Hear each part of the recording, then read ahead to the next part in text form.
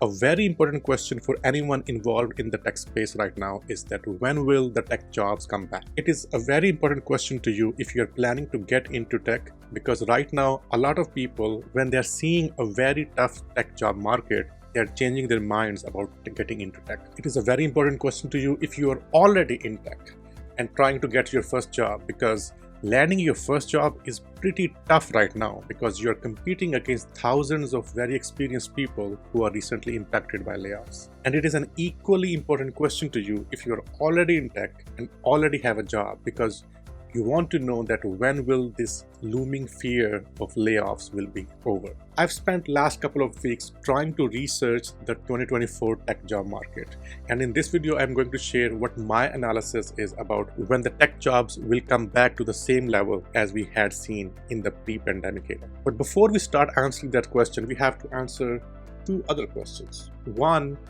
how bad the current tech job market is. And second, we have to do a root cause analysis of what is causing the toughness of the tech job market which we are seeing today. So to answer the first question of how bad the tech job market is, how many layoffs happened in the tech industry during 2008 and 2009, the last recession which we have seen. According to the data, there were about 68,000 people who lost their jobs in 2009. Now, if you compare it with current layoffs in 2021, when the layoffs started happening in the last 2 months of that year, the number was already double that of 2009. And that number tripled in 2023 if we compare it to 2009. And we are currently midway into 2024, and we have already exceeded that number in terms of layoffs. So the tech market right now is actually in a very poor shape right now. I was speaking with people who have been in the tech industry for over 35 years. They have seen the dot-com bubble, they have seen 2008 and 9 crash,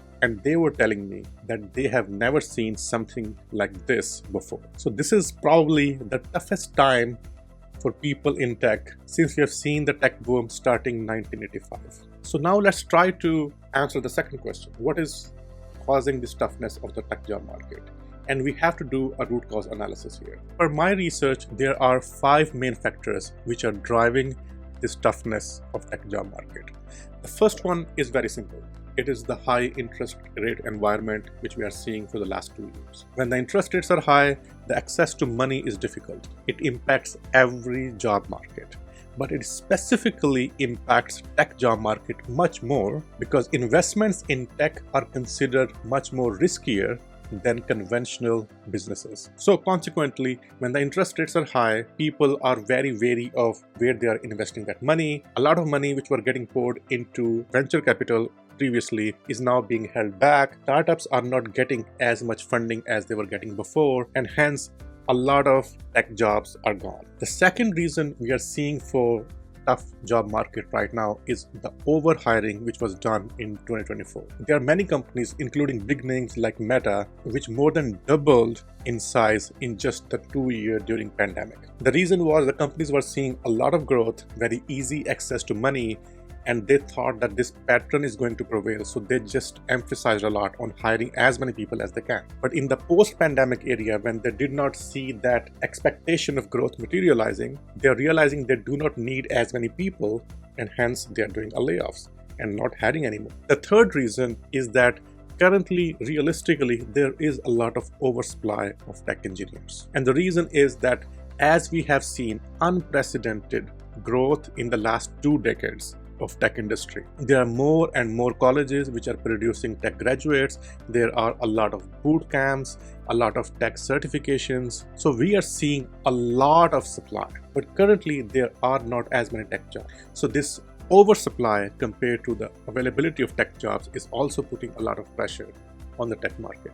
The fourth reason is what I call is the Elon Musk effect. So Elon Musk, when he took over Twitter, fired about 80% of the staff. A lot of people were expecting that Twitter will be destroyed because of that cutoff. But as most Twitter users can tell, that they did not see as much impact as a user in the Twitter. So that gave a signal to a lot of other companies that they might have overhired in the tech industry. I've been in the tech industry for about 15 years right now, and I also sort of agree with the fact that a lot of companies, especially the bigger ones, have overhired a lot of tech engineers. So when these companies saw that Elon Musk let go of 80% of tech people in Twitter, but still the company survived, they are also reconsidering that how many tech people they actually need. And this is resulting in slow hiring as well as some layoffs. The fifth reason, which is getting a lot of attention right now, but I personally don't think that this is one of the root causes of a tough tech job market right now, is the advancements of AI. There is this assumption that a lot of these jobs were eliminated because of advancement of AI, and companies are slow in hiring because AI can do a lot of work which previously humans have to do. I can tell you from my first-hand experience, I have not seen a single role eliminated because the task which that human was doing is now automated with the use of AI. So I personally do not think it has anything to do with AI, but still I've kept it in the list because it is getting a lot of hype right now. So now, as we have gone through the 5 root causes of what is causing this toughness of tech job market, so now let's try to answer the final question of when will the tech jobs come back. Now let's go back and look at the 5 factors which we have identified as the root cause of this. Coming to the biggest one, interest rates. Fed has already given a signal that by the end of the year, they're planning to do their first rate cut, which will be followed by other rate cuts in the next year. We are already seeing that inflation is getting slow.